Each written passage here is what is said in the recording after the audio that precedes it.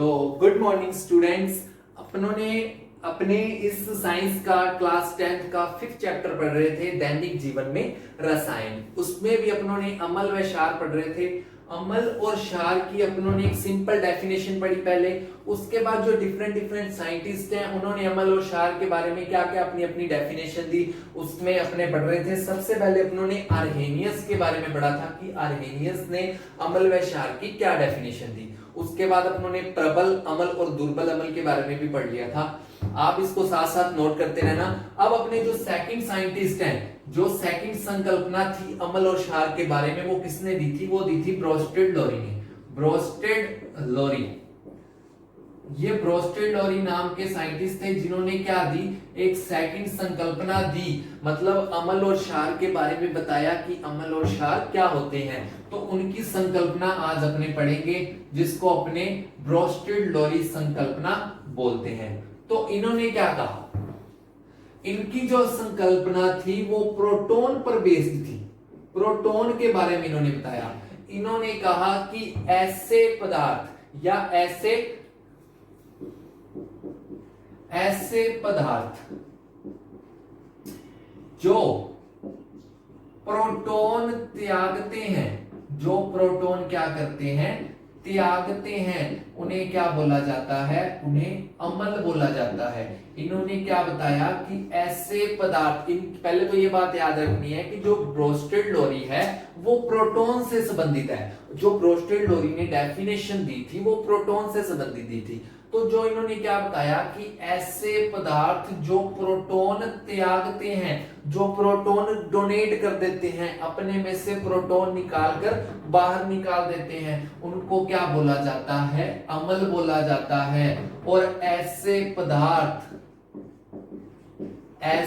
पदार्थ जो क्या करते हैं? इस प्रोटॉन को ग्रहण कर लेते हैं। तो दो टाइप के पदार्थ हो गए। एक तो हो गए कि जो क्या करते हैं? प्रोटॉन को निकाल देते हैं, प्रोटॉन त्याग देते हैं। और एक पदार्थ क्या हो गए? जो प्रोटॉन को क्या कर लेते हैं?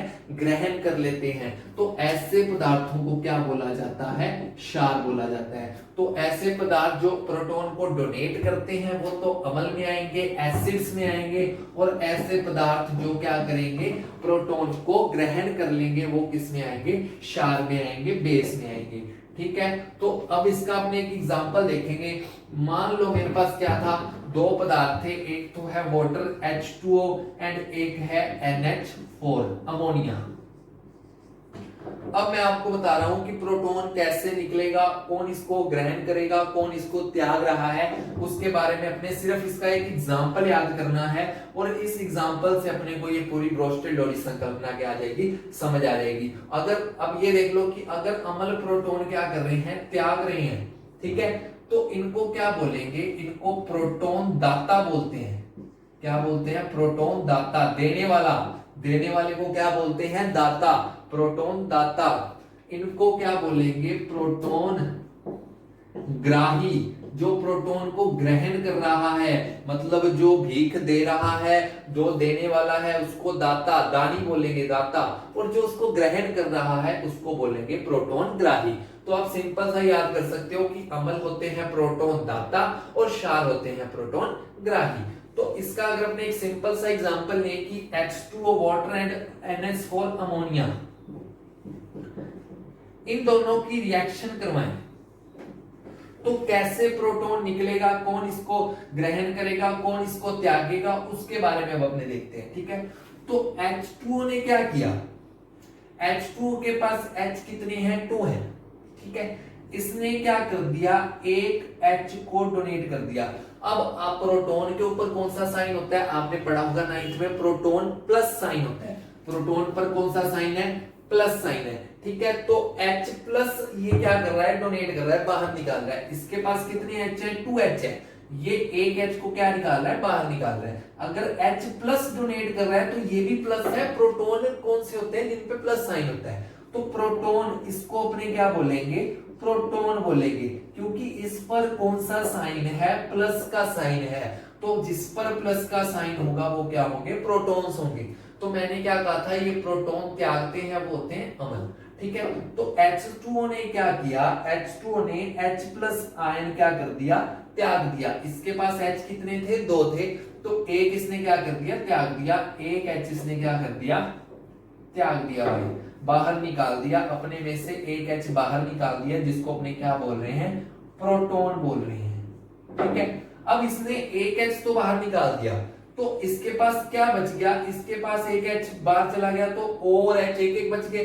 तो इसके पास क्या रह गया, एक O रह गया एंड एक क्या रह गया, H रह गया। एक रह गया O और एक रह गया H।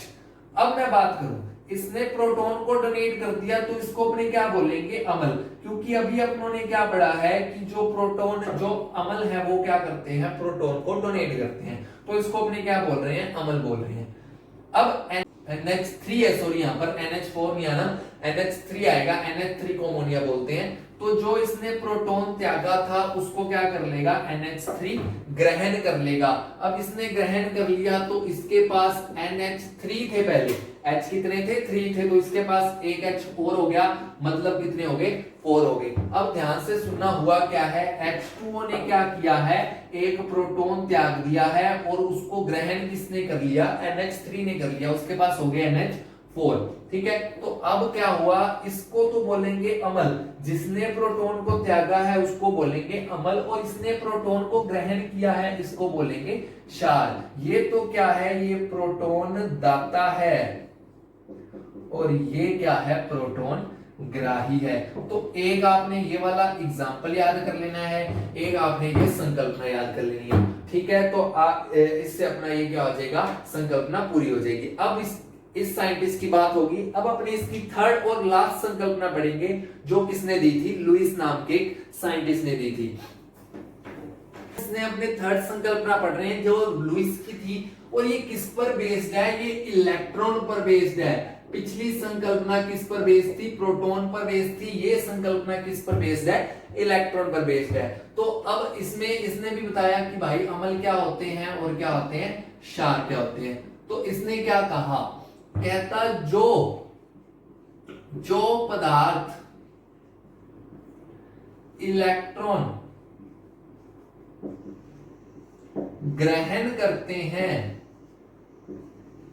जो पदार्थ इलेक्ट्रॉन ग्रहण करते हैं वो तो होते हैं भैया अम्ल, और जो पदार्थ इलेक्ट्रॉन क्या करते हैं, जो पदार्थ इलेक्ट्रॉन क्या कर रहे हैं, देते हैं, या जो क्या करते हैं, त्यागते हैं, वो क्या होते हैं, क्षार होते हैं। इसने क्या बताया, इसकी जो पहले तो याद रखना है, जो संकल्पना थी वो इलेक्ट्रॉन पर बेस्ड थी। ये क्या कहता कि जो पदार्थ इलेक्ट्रॉन को ग्रहण कर रहे हैं वो क्या होंगे, अम्ल होंगे, और जो पदार्थ इलेक्ट्रॉन त्याग रहे हैं वो क्या होंगे, क्षार होंगे। इसका भी आपने एक एग्जाम्पल याद कर लेना है। एग्जाम्पल क्या है कि BF3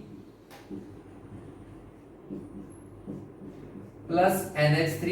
इसके बारे में इतनी डिटेल में अपनों ने नहीं पढ़ेंगे, बस इसका एक अपनों ने एक डेफिनेशन याद करनी है, एक इसका अपनों ने एग्जाम्पल याद करना है। तो ये क्या कह रहा है, कहता BF3 प्लस NH3, और बनेगा क्या, इसके पास क्या है, NH3 के पास क्या है, एक इलेक्ट्रॉन युग्म होता है। NH3 के पास क्या होता है, एक इलेक्ट्रॉन युग्म होता है, जो जिसको ये क्या करता है, त्याग सकता है। तो जो इलेक्ट्रॉन को त्याग रहा है, मतलब NH3 के पास इलेक्ट्रॉन्स हैं, वो उसको त्याग रहा है, तो जो त्याग रहा है वो तो क्या होगा, क्षार होगा, जो इसको ग्रहण कर रहा है वो क्या होगा, अम्ल होगा।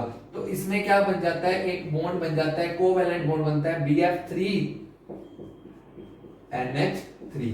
बस ये आपने एक सिंपल सा एग्जांपल याद कर लेना है, और ये अम्ल और क्षार की क्या हो जाएगी, लुईस संकल्पना हो जाएगी। चीज बताइए, कहता अम्ल और क्षार अपने किसको कहेंगे, तो जिनको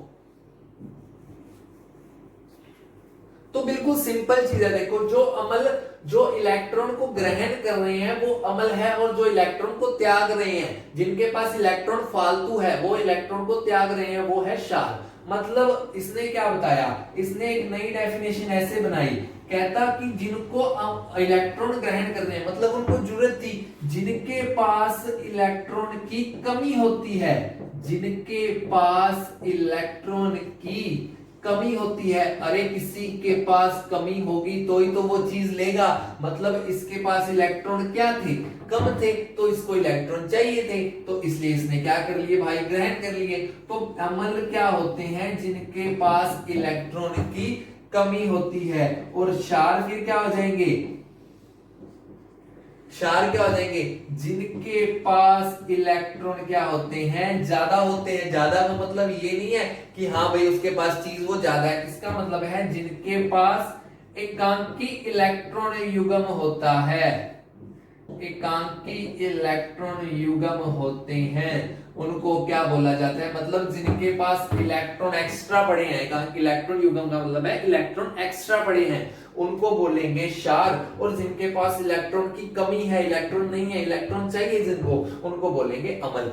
इन्होंने इसको क्या कहा, इसको तो इन्होंने कहा लुईस अम्ल, तो इसको इन्होंने क्या कहा, लुईस क्षार। अपने ही नाम से इनका नाम दे दिया गया, लुईस अम्ल कह दिया गया इनको, लुईस क्षार। तो आपसे कई बार डेफिनेशन पूछ सकता है भाई लुईस अम्ल कौन से होते हैं, तो जिनके पास इलेक्ट्रॉन की कमी होती है वो लुईस अम्ल होते हैं, और जिनके पास इलेक्ट्रॉन युग्म होते हैं उनको क्या बोलते हैं, लुईस क्षार बोलते हैं। अगर आपने एग्जांपल याद करने हैं तो इसका एक एग्जांपल हो जाएगा BF3 हो जाएगा, Na पॉजिटिव हो जाएगा, ये इसके एग्जांपल है। किसके एग्जांपल है, लुईस अम्ल के। इसके भी दो एग्जांपल याद कर लेना, एक Cl- हो जाएगा, एक OH- हो जाएगा, ठीक है। तो इसके भी दो एग्जांपल हो गए और ऊपर वाले के भी दो एग्जांपल हो गए, और उसके बाद ये हमारी तीसरी संकल्पना भी पूरी होगी। अम्ल और क्षार की तीन ही संकल्पनाएं थी, तीन ही साइंटिस्ट ने इनके बारे में बताया, तो अपनों ने तीनों पढ़ ली हैं। उसके बाद अपने इस चैप्टर को अगली वीडियो में आगे कैरी करेंगे, इसको नोट कर ले, अच्छे से पढ़ लेना।